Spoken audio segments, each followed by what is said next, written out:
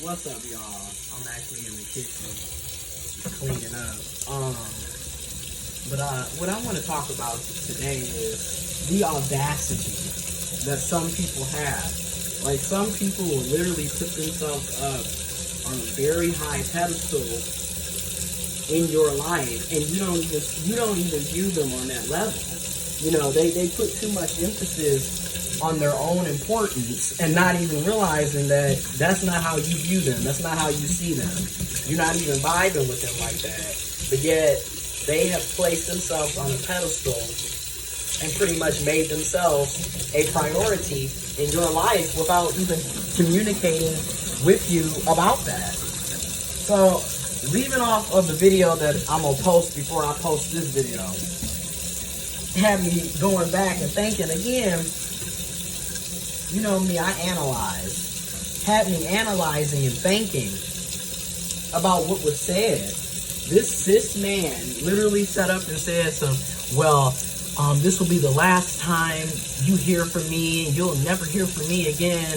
And I'm sitting here thinking to myself, I cut you off at the end of February, early March. You're the one that keeps reaching out to me. You sent a text message in April, you send in another text message in June.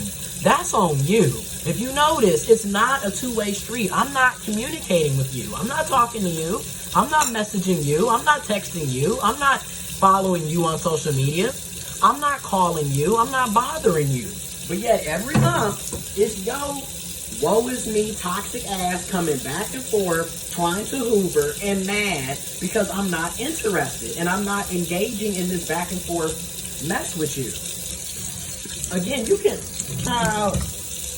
when it comes to these toxic types of people, and these people that, like I said, that ego is too damn big, and they literally think that they are God's gift to earth, and you're supposed to stop everything you're doing for them, they can't handle when you're not entertaining that mess. Honey, nobody cares. The divestment game is real. Nobody's going back and forth with y'all. You will be left behind, blocked, deleted, left on red. Ain't nobody got time for that. Been there, done that. And it's so, once again, it is so beautiful being able to spot red flags early on and cut people off right then and there instead of going back and forth. Again, the red flags with this individual was already apparent at the end of November, early December. You feel me? Outside of and you know me, disclaimer, trigger warning. We're talking about sex, okay? So, outside of the sex, with the oral sex being amazing and this person having quality, good stamina, that was it. Outside of that, all we were doing was using an app, Grindr, and then from there, we exchanged phone numbers after a month or so, and it's a hookup. You having sex, that's it. Nothing more, nothing less. Yet, in the meantime, as I stated before, in my personal experience dealing with cisgendered men, regardless of their sexuality, because the folks that I've engaged with have told me that they're heterosexual, yet they're on Grindr hooking up with men. You're not heterosexual. That is not a heterosexual act. It is what it is. But again, people are free to self-identify as they please. But clearly, you're heterosexual, yet you're using an app that's geared to LGBTQ+ to hook up with other men. I'll let you be the judge on that. But anyway, it's a hookup app. Everybody on here is using it for sex for the most part. Okay?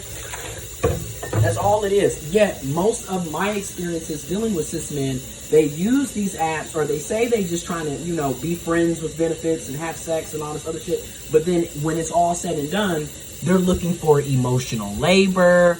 They're looking for you to, listen to all their woe is me, be a counselor, therapist. Basically, they're looking for a significant other without the title.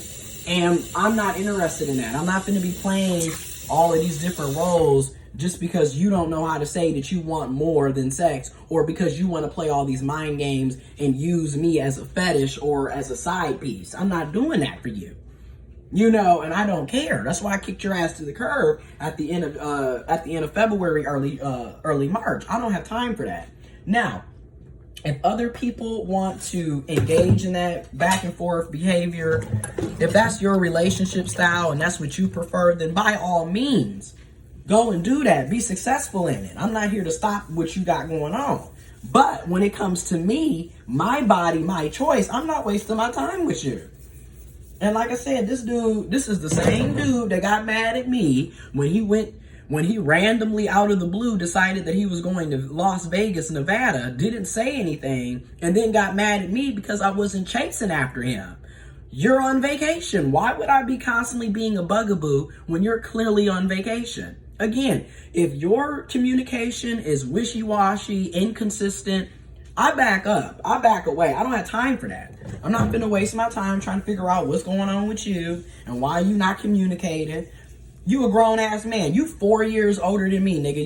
You 32, about to be 33. Okay? Ain't nobody got time for that. So, I just wanted to make that video real quick because this is the mess that happens. And like, if I'm gonna, and like dead serious, perhaps on my Patreon, I'm gonna find a way where I can screenshot these text messages without exposing people's names and identities and like personal information, but just so you can see the text messages. That will be on Patreon, right? That's what I want to do eventually, without exposing people's names and identities and personal information. But just so y'all can see the proof, like this is the type of shit that's going on. People ain't making this up. This is how a lot of toxic, narcissistic, inconsistent, emotionally unavailable, emotionally manipulative people are. And ironically enough, in my experiences, being a gay, intersex, trans man, attracted to other men and masculine people, and most of my experiences has been with who? Cis men. This is the type of behavior that I've been enduring, right? That I've been experiencing. So that's why I speak about it from this standpoint. But I'm just here to say, like, I'm not going back and forth with you. And again, you sitting up here talking about something, you'll never hear from me again. I wasn't talking to you. You're the one that keeps reaching out back to me. So again, projection, woe is me, ego bruise, you mad because you can't play the games that you've been playing on other people. You can't do that with me. Again, I don't care. I don't have time. Red flags are hell no's.